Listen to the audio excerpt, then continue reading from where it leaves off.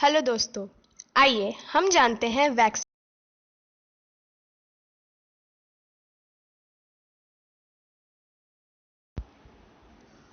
Vaccine, जिसे हम हिंदी में टीका कहते हैं, एक जीव वैज्ञानिक तरीका है जिसमें उस जीव जिससे बीमारी फैल रही है उसके शरीर का उपयोग करके एक द्रव्य बनाया जाता है जिससे हमारे शरीर के उस रोग से लड़ने की क्षमताएं बढ़ जाती हैं।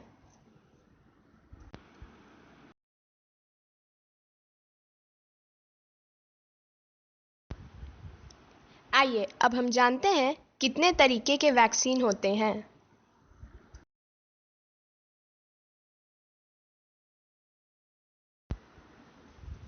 5 तरीके की वैक्सीन्स होती हैं: attenuated vaccines, inactivated vaccines, toxoid vaccines, सब यूनिट वैक्सीन्स और कंजुगेट वैक्सीन्स।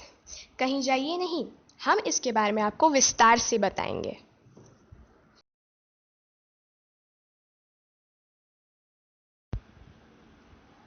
अटेन्यूएटेड वैक्सीन्स, या जिन्हें हम लाइव वैक्सीन्स भी कहते हैं, इस वैक्सीन में वो जीव जिससे बीमारी फैल रही है को जिंदा ही आपके शरीर में डाल दिया जाता है।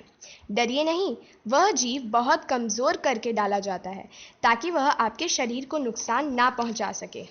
इसलिए इस वैक्सीन को वीक इम्यूनिटी या जिन्होंने अपने ऑर्गन ट्रांसप्लांट किए हैं उनको यह वैक्सीन लेने से पहले डॉक्टर से सलाह लेनी चाहिए।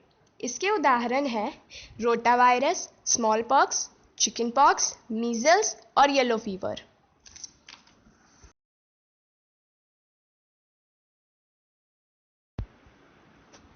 इनएक्टिवेटेड वैक्सीन्स, इस वैक्सीन में वो जीव जिससे बीमारी फैल रही है उसे मारकर आपके शरीर में डाला जाता है। इसलिए इससे उतनी अच्छी इम्यूनिटी नहीं मिलती जितनी कि लाइव वैक्सीन में मिलती है।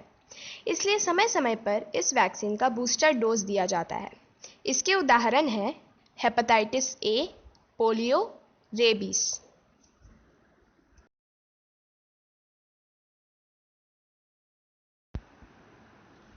टॉक्सॉइड वैक्सीन्स, इस वैक्सीन में उस तत्व को इस्तेमाल किया जाता है जिससे बीमारी फैल रही है, उस जीव को इस्तेमाल नहीं किया जाता। इसके उदाहरण हैं डिप्थेरिया और टेटनस।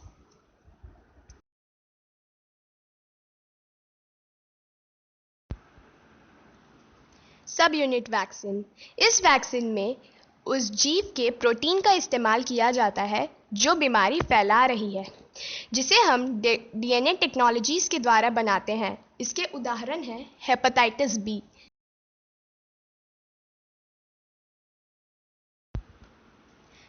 कंजुगेट वैक्सीन, इस वैक्सीन में पॉलीसैकेराइड एंटीजन का इस्तेमाल किया जाता है। यह उस जीव के त्वचा के ऊपर के तत्व होते हैं।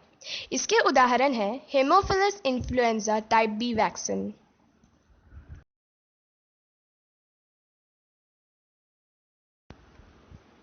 सोचने वाली बात है, क्या हम भविष्य में भी वैक्सीन के डोज लेते रहेंगे? जी नहीं, साइंटिस्ट नई टाइप की वैक्सीन पे रिसर्च कर रहे हैं, जैसे कि डीएनए वैक्सीन और recombinant vector vaccine. DNA vaccine, यह वैक्सीन हमारे शरीर को ज़्यादा टाइम तक और स्ट्रॉन्गर इम्यूनिटी देगी। रिकम्बिनेंट वेक्टर वैक्सीन, यह वैक्सीन हमारे शरीर को जर्म्स के अगेंस्ट लड़ना सिखाएगी।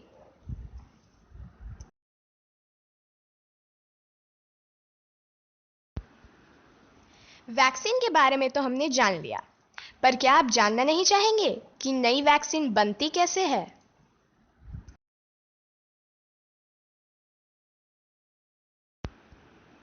वैक्सीन बनने की कई स्टेजेस होती हैं, जैसे कि सबसे पहले रिसर्च की जाती है। रिसर्च करने के बाद फिर वैक्सीन को डेवलप किया जाता है।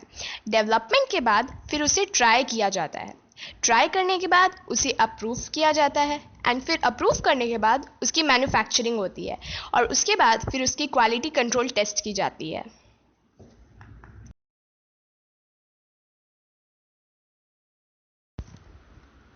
इस टेबल को देख के आप वैक्सीन के डेवलपमेंट स्टेज का पता लगा सकते हैं समय के साथ।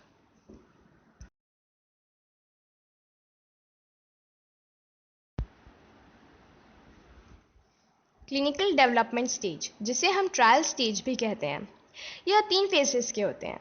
फेज 1 में कुछ छोटे ग्रुप्स पे वैक्सीन का ट्रायल किया जाता है। फिर फेज 2 में उस ग्रुप में कुछ और लोगों को शामिल किया जाता है। फिर फेज 3 में हज़ारों लोगों पे वैक्सीन का ट्रायल किया जाता है, जिससे हमें वैक्सीन की एफिकेसी एंड सेफ्टी के बारे में पता चलता है। कुछ वैक्सीन फेज 4 तक भी जाती हैं।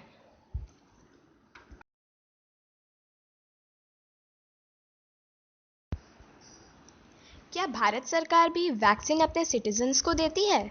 हाँ, उसे हम universal immunisation programme of India कहते हैं, जो कि 1978 से शुरू किया गया था।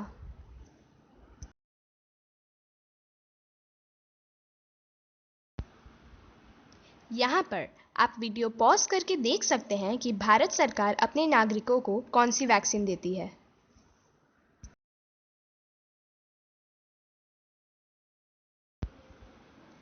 ये पूरी वीडियो देखने के बाद आपको पता चल गया होगा कि कोरोना वायरस में कौन सी वैक्सीन दी जा रही है।